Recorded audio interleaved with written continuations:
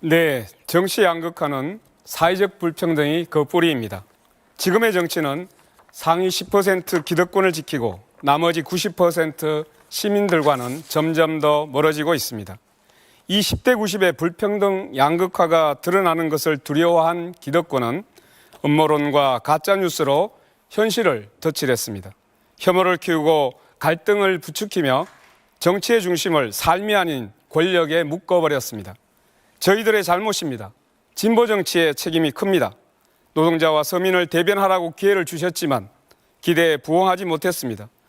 진심으로 국민 여러분께 반성합니다. 다시 일어서겠습니다. 이제는 서로를 악마로 만들며 소모적인 정쟁을 반복하는 정치가 아니라 비전과 정책으로 경쟁하는 정치로 나아가야 합니다. 그들은 서로 이기려고 정치를 하지만 우리는 함께 살자고 정치를 합니다. 그래서 바꿔야 합니다. 정치에서 밀려난 시민을 다시 중심에 세우는 일, 누가 할 수 있겠습니까? 진보 정치가, 민주노동당이 다시 시작하겠습니다. 저 권영국이 하겠습니다.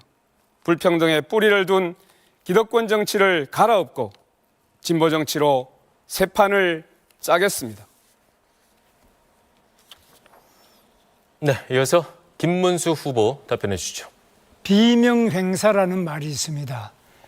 자기의 체포 동의안이 국회에서 가결되자 이것은 검찰과 반대파들이 내통한 것이라고 해서 자기를 반대한 파들을 제거하는 것입니다. 내 편이 아니면 다 응징하겠다는 이런 비명행사, 친명횡재 이런 평가를 하고 있습니다. 저 김문수는 저의 삶 자체가 국민 통합입니다. 저는 노동 현장에서 7년 동안 노동자로서 약자의 삶을 대변했습니다. 저는 전라남도 순천 출신의 아내를 맞이해서 영원함의 경계를 허물고 지금까지 잘 살고 있습니다. 좌와 우를 아우르면서 이념적 장벽을 걷어냈습니다. 정치가 권력을 내려놓고 특권도 폐지하고 약자를 보살피며 대화하면서 도와드려야 합니다. 제가 만남과 대화를 통해서 좌와 우, 노와 사, 빈부, 또 남녀, 동서, 갈등을 해소하는 통합의 정치를 하겠습니다. 국민 통합, 말로 되는 것이 아닙니다. 실천으로 온 삶을 살아온 저 김문수가 반드시 해내겠습니다. 다음은 이준석 후보입니다.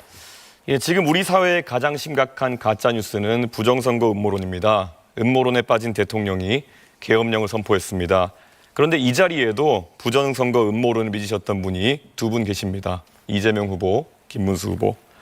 좌우의 선동가들이 정말 부정선거를 믿어서 음모론을 퍼뜨리지는 않았을 겁니다.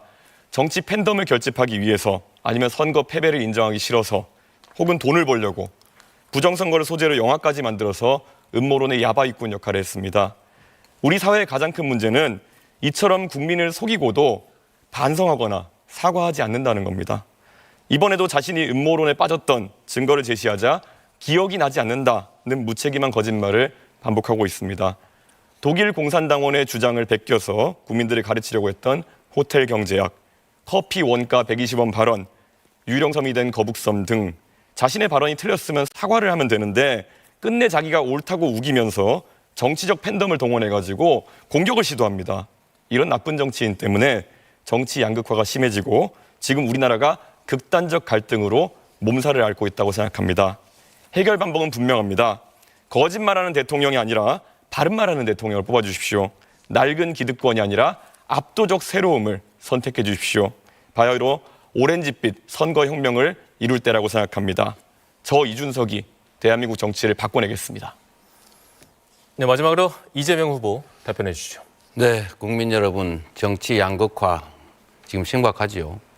정치는 본질적으로 대화하고 소통하고 상대를 존중하고 인정하고 타협하는 것입니다. 그런데 대한민국에는 일방적으로 자기 주장만 하고 상대를 절멸시키려는, 아예 없애버리는 그런 시도를 하기도 합니다. 가장 대표적인 극단적인 형태가 바로 이번에 계엄이죠. 아예 야당을 전부 말살시켜버리겠다. 대한민국의 모든 권력을 혼자 갖고 영구적으로 그 권력을 누리겠다. 이게 군정을 시도한 군사 쿠데타의 본질입니다. 이런 양극화의 근본 원인은 정치적으로 실력 없는 정치 집단들이 충직하게 실력을 발휘해서 국민들로부터 신임을 받는 게 아니고 노동자와 기업, 동쪽, 서쪽, 남녀, 노소 이런 식으로 장애인, 비장애인 이렇게 갈라가지고 대립, 갈등을 시킨 다음에 그 상대편으로부터 이 지지를 획득하는 이런 어쩌면 게으르고 아주 나쁜 의도에서 시작된 것입니다.